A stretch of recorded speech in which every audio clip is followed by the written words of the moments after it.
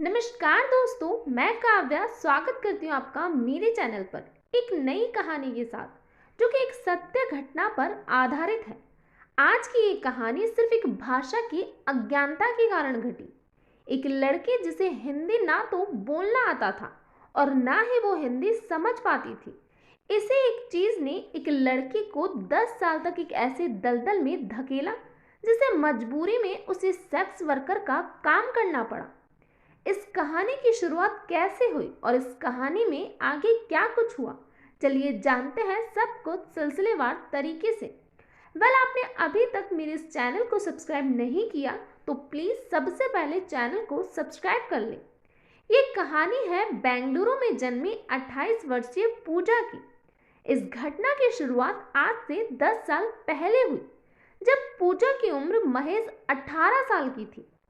पूजा के परिवार में उसके माता पिता और पूजा का एक छोटा भाई है। देखने वालों के लिए तो यह परिवार बिल्कुल सामान्य था, लेकिन इस परिवार में अंदर ही अंदर रिश्तों का एक दूसरे पर से भरोसा खत्म होता जा रहा था। पूजा की माँ की तबीयत अक्सर ही खराब रहा करती थी। इसी बात को वजह बनाकर पिता ने अवैध संबंधों का सिलसिला शुरू कर दिया। ये देख दोनों बच्चों को अपने पिता से नफरत सी होने लगी। पिता रोज शाम घर तो आते थे, लेकिन अब तो पूजा और उसके भाई का पिता का घर आना भी पसंद नहीं था। भाई भले ही पूजा से छोटा था, लेकिन पिता के इस चाल चलन ने उसे जल्दी बड़ा बना दिया और 16 की उम्र में ही पूजा के भाई ने पढ़ाई लिखाई छोड़कर काम पर जाना शुरू कर दिया। ये देख पूजा को भी लगने लगा कि अगर उसका छोटा भाई घर संभालने के लिए काम कर सकता है तो वो क्यों नहीं। इसी कश्मकश में उलझी पूजा एक दिन अचानक काम की तलाश में घर से बाहर निकल पड़ती है। क्योंकि पूजा बेंगलुरु में जन्मी थी तो उसकी शिक्षा भी तेलुगु में हुई और इस भाषा के अलावा पूजा को दूसरी किसी भाषा का ज्ञान नहीं था और इसी बात का कुछ लोगों ने बखूबी फायदा उठाया। पूजा घर से निकलकर लोगों से काम मांगने गई। तभी उसे एक आदमी मिला जिसने पूजा को ये कहा कि वो उसे 2000 पर डे सैलरी पर काम दिलवा सकता है। पूजा उस शख्स की बात सुनकर काफी खुश हुई। उसे लगा ये तो उसके और उसके परिवार के लिए काफी अच्छा है, लेकिन ये जॉब उसे अपने शहर नहीं बल्कि दिल्ली में करनी थी। पूजा ने उस आदमी पर भरोसा किया और उसके साथ दिल्ली आ गई, लेकिन पूजा ने अभी ये बात अपने घर में किसी को नहीं बताई। उसका सोचना था कि एक बार पैसे हाथ में आ जाए, वो जॉब में सेट हो जाए, फिर सबको घर में बता देगी। रास्ते में पूजा को कुछ अजीब सा महसूस हुआ, लेकिन भाषा की कमी के चलते वो अपनी बात किसी से कह नहीं पा रही थी और अब उसके पास उस आदमी के साथ जाने के अलावा दूसरा कोई रास्ता नहीं था। वो व्यक्ति पूजा को दिल्ली के जीबी रोड पर एक महिला के पास ले जाता है, जहां पूजा को साइड में बैठाकर दोनों कुछ बात करते हैं और कुछ समय बाद वो महिला उस आदमी को बहुत सारे पैसे देती है। उस दिन के बाद पूजा ने उस व्यक्ति को कभी नहीं देखा। जगह और माहौल को देखकर पूजा अच्छी तरह समझ चुकी थी कि उसके साथ आगे क्या होने वाला है। पूजा ने काफी बार भागने की कोशिश की, लेकिन हर बार वो नाकाम रही।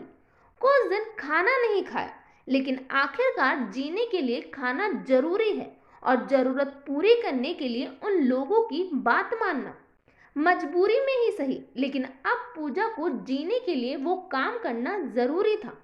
जिन दिनों पूजा को उस दलदल में धकेला गया, उन दिनों उस जगह लड़कियों की कमी थी, लिहाजा पूजा को दिन में 130 से 140 ग्राहकों को खुश करना पड़ता था। उसका ये काम सुबह 8 से रात 3 बजे तक चलता। कई बार तो खाने का समय तक नहीं मिलता। चेहरे की उदासी देख अगर ग्राहक नाराज हो जाए तो पूजा को बहुत ही पीटा जाता, लिहाजा उस लड़की को अब उदास होने का भी हक नहीं था। लेकिन उसके मन में हमेशा ये उम्मीद थी कि एक ना एक दिन वो इस दलदल से बाहर जरूर निकलेगी। करीब 2 साल तक सेक्स वर्कर का काम करने के बाद उसने कोठे की मालकिन से अपने घर जाने की इच्छा जाहिर की।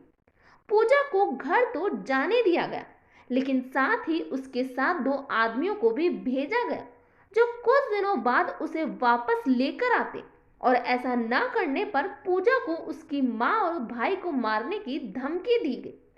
पूजा फिर से बेंगलुरु पहुंची, जहां उसकी मां की हालत काफी खराब थी और पिता ने भी किसी और औरत से शादी कर ली। परिवार की ऐसी स्थिति देख पूजा 2 दिनों में ही वापस दिल्ली लौट आई और फिर से अपने सेक्स वर्कर का काम करने लगी। वापस आने के 4 महीने बाद पूजा को पता चला कि वो 3 महीने की गर्भवती है, लेकिन उसे ये नहीं पता था कि इस बच्चे का बाप कौन है।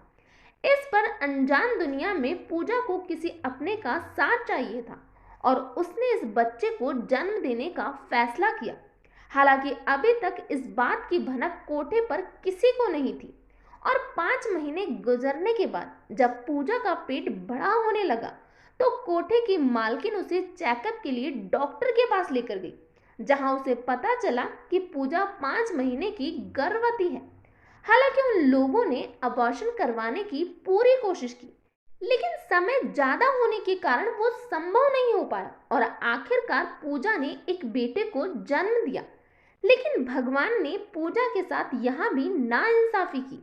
पूजा को बेटा तो दिया, लेकिन वो भी बोल नहीं सकता था।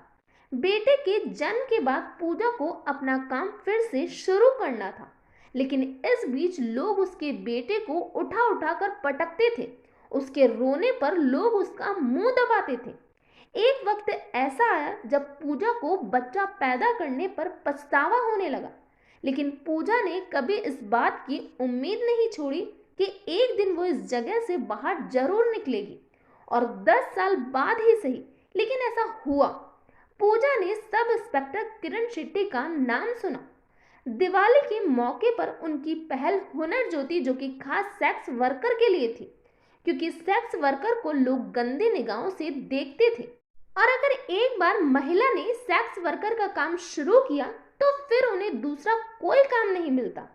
इसलिए अगर कोई महिला इस काम को छोड़ना भी चाहे तो समाज उसे ऐसा करने नहीं देता, और इसीलिए किरण शेट्टी ने जीबी रोड में काम करने वाली हर महिला से बात की और उन्हें काम दिलवाया, जिससे वो ये सेक्स वर्कर का काम छोड़ सके। और उन्हीं महिलाओं में ये कहानी है पूजा की। इस घटना पर आप सभी की क्या राय है, प्लीज कमेंट बॉक्स में बताइए। तो आज के लिए इतना ही। Thank you.